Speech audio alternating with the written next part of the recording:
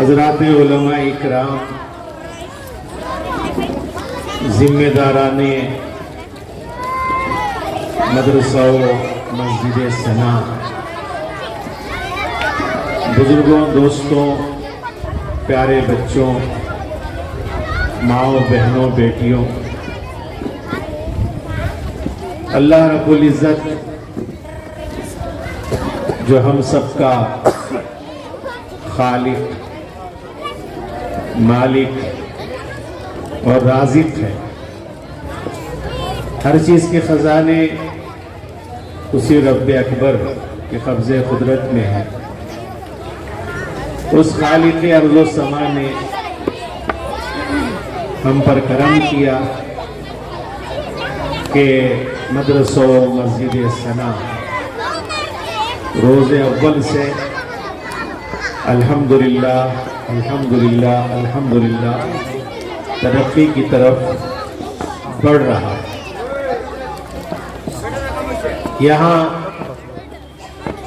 اللہ کا قرآن پڑھایا جا رہا ہے،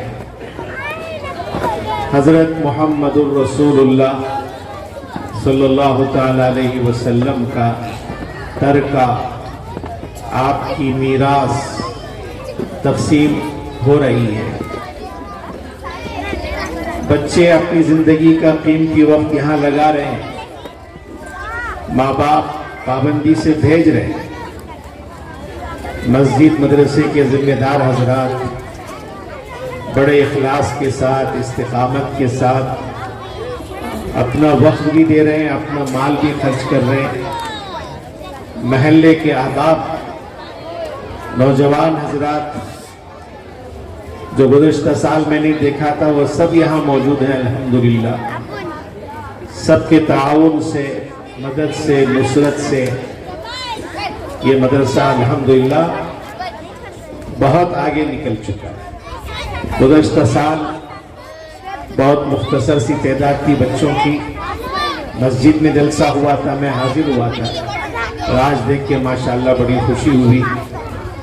مسجد کے ذمہ دار حضرات قابل مبارکباد ہیں، خصوصاً یہاں کے جو ائمہ اکرام ہیں، مدرسین ہیں، اساتذہ ہیں، معلمین ہیں، ان سب کے امیر مولانا محمد توحید پاشا صاحب، ان کی قیادت میں یہ کام الحمدللہ روز اول سے بہت ہی آگے بڑھ رہا ہے۔ میں اس مسجد کے فاؤنڈر عبدالقادر صاحب، جنہوں نے اس مسجد کو اپنے والد ثنا صاحب، والدہ حسینہ صاحبہ کے ایصال ثواب کے لیے بنائی ہے، ان کی بھی خدمت میں مبارکباد پیش کرتا ہوں کہ آپ نے صحیح جگہ کا انتخاب کیا ہے، یہاں اس کی ضرورت ہے، اور اللہ کی توفیق سے اچھے ذمہ دار جو ملے ہیں۔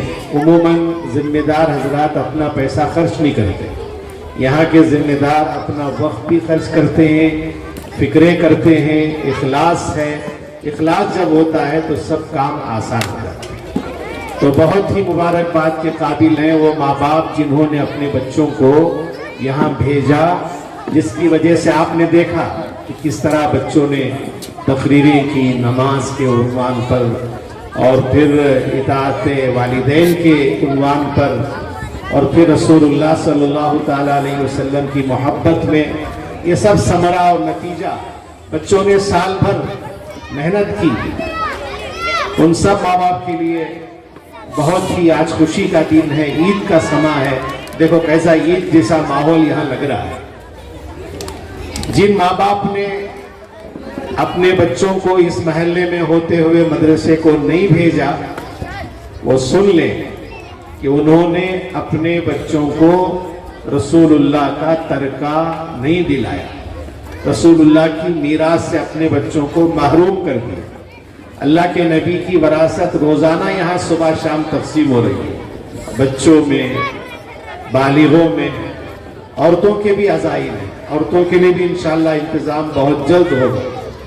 گزشتہ سال ہی ذمہ دار بتائے تھے کہ ہم مردوں میں بھی کام کرنا چاہتے ہیں، عورتوں میں بھی یہ تعلیم شروع کرنا چاہ رہے ہیں۔ ماشاءاللہ جو کہا تھا وہ کر کے دکھایا۔ گزشتہ سال بچوں کی تعداد بہت کم تھی، تعداد بھی بڑی ہے، تعلیم بھی ماشاءاللہ اچھی ہے, بچے ماشاءاللہ حفظ کر رہے ہیں. عام طور پہ مدرسوں میں ناظرہ پڑھا کے بھیج دیا جاتا ہے, وہ یہاں بچے ماشاءاللہ دعائیں بھی سیکھ رہے ہیں اور قرآن پاک یاد کر رہے ہیں, حافظ قرآن بھی ماشاءاللہ بن رہے ہیں. تو جو ماں باپ اپنے بچوں کو نہیں بھیج رہے وہ اپنے بچوں کے ساتھ ناانصافی کر رہے ہیں. وہ بچے یتیم نہیں ہیں جن کے ماں باپ نہ ہو, ماں نہ ہو, باپ نہ ہو. عام طور پہ ہم اسے یتیم سمجھتے ہیں. یتیم تو وہ بچے ہیں جن کے ماں باپ تو زندہ ہیں لیکن ان کے بچوں کو قرآن پڑھنا نہیں آتا, ان کے بچوں کو نماز پڑھنی نہیں آتی, ان کے بچوں کو معلوم نہیں کہ اللہ کون ہے, ہمارے نبی کون ہیں, صحابہ کون ہیں, اولیاء کون ہیں, دین کا کچھ پتہ نہیں ہے. ان کے بچے جان لیں ان ماں باپ کے جیتے جی یتیم ہو چکے. عرب کے لوگ بچوں کو قتل کر دیتے تھے, کیوں؟ کیسے پالیں یہ بول کر. وہ جسمانی قتل تھا. آج جو ماں باپ اتنی سہولتوں کے باوجود اپنے بچوں کو نہیں بھیج رہے, وہ روحانی قتل کر رہے ہیں اپنے بچوں کا. اپنے بچوں کو اللہ کے نبی کے میراث سے محروم نہ کریں, اپنے بچوں کو اپنے جیتے جی یتیم نہ بنائیں, اپنے بچوں کو ان کا روحانی قتل نہ کریں. ہم سب کے پیارے آقا حضرت محمد الرسول اللہ صلی اللہ تعالی علیہ وسلم نے فرمایا, خیرکم من تعلم القرآن وعلم, تم میں سے اچھا وہ ہے جو قرآن کریم سیکھے اور سکھائے. یہ بات کس سے فرما رہے امام الانبیاء؟ دنیا میں حضرات انبیاء اکرام علیہم السلام کے بعد سب سے پاکیزہ جماعت ہے حضرات صحابہ, جو ہر صفت میں ہر خوبی میں بڑی بڑی بڑی مہارت رکھتے تھے, بہت آگے تھے. ان کا ایمان اتنا معیاری تھا کہ اللہ پاک نے فرمایا فَإِنْ آمَنُوا بِمِثْلِ مَا آمَنْتُمْ بِهِ فَقَدْ اهْتَدَوْا, اگر تم ایمان لاؤ ان صحابہ جیسا تو کامیاب ہو جاؤ. ہمارے آقا نے فرمایا اصحابی کالنجوم, میرے صحابہ ستاروں کے مانند ہیں. بِأَيِّهِمْ اِقْتَدَيْتُمْ اِهْتَدَيْتُمْ, ان میں سے کسی کی بھی تم اتباع کر لو کامیاب ہو جاؤ. اس جماعت سے جو ایمان میں اعمال میں ہر وصف میں بہتر تھے, ان سے اللہ کے نبی فرما رہے تم میں سے اچھا وہ ہے جو قرآن کریم سیکھے اور سکھائے.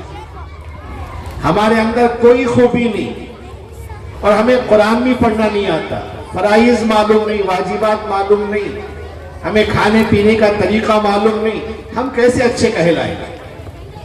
تو بہت ہی اچھا نظام ہے یہاں کا. جو بچے آ رہے ہیں وہ بہت فائدے میں, جو بچے نہیں آ رہے ہیں وہ بڑے نقصان میں. جو ماں باپ اپنے بچوں کو نہیں بھیج رہے, آپ اپنے بچوں کو اللہ کے نبی کے طریقے سے محروم نہ کریں.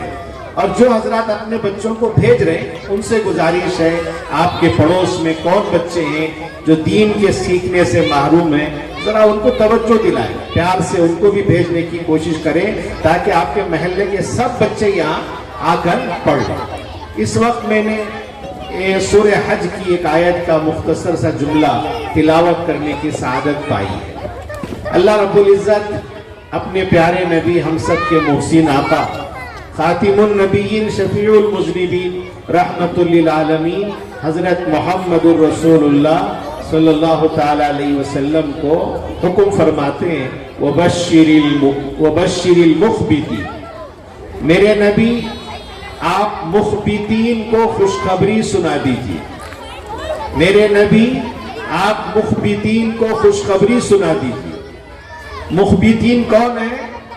مخبتین وہ مرد ہیں, وہ عورتیں ہیں, وہ بچے ہیں, وہ بڑے ہیں جو اپنے اندر تواضع اختیار کرتے ہیں, عاجزی اختیار کرتے ہیں, اپنے آپ کو چھوٹا سمجھتے, فخر نہیں کرتے, غرور نہیں کرتے.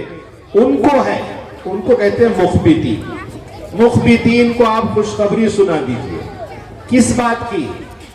مکمل کامیابی کی خوشخبری سنا دیجئے کہ وہ کامیاب ہو گئے, اللہ کی رضا ان کو مل گئی, رسول اللہ صلی اللہ تعالی علیہ وسلم کی خوشنودی, آپ کی شفاعت ان کو مل گئی, وہ جنت میں جانے کے قابل بن گئے, دوزخ سے ان کی حفاظت ہو گئی, آخرت کی منزل ان کی کامیاب ہو گئی.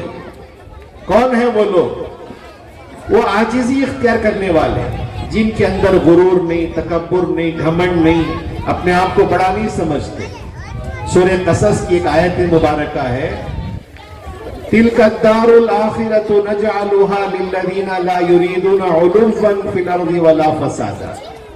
آخرت کا گھر ہم ان لوگوں کے لیے بناتے ہیں جن میں دو خرابیاں نہ ہوں، دو عیب نہ ہوں۔ بہنیں سن لیں، بھائی سن لیں، ہر آدمی سن لے، جنت میں جانا چاہتے ہیں تو دو عیب سے پاک ہونا ضروری۔ لا یریدون علوا فی الارض، زمین میں بڑائی نہیں چاہتے، تکبر، غرور، گھمنڈ، میں بڑا، میں۔ ابلیس نے کتنی عبادت کی، جنت میں کہاں پہنچا تھا وہ، لیکن تکبر کی وجہ سے وہ کتنا ذلیل ہوا۔ تو پہلی چیز بڑائی نہیں چاہتے، دوسری چیز ولا فسادہ، زمین میں فساد نہیں پھیلاتے، اللہ کی مخلوق کو پریشان نہیں کرتے، ماں باپ کو پریشان نہیں کرتے، بیوی بچوں کو پریشان نہیں کرتے، پڑوسیوں کو پریشان نہیں کرتے، انسانوں کو پریشان نہیں کرتے، جانوروں کو پریشان نہیں کرتے، اپنی ذات سے کسی کو نقصان نہیں پہنچاتے۔ ان کے لیے ہے جنت۔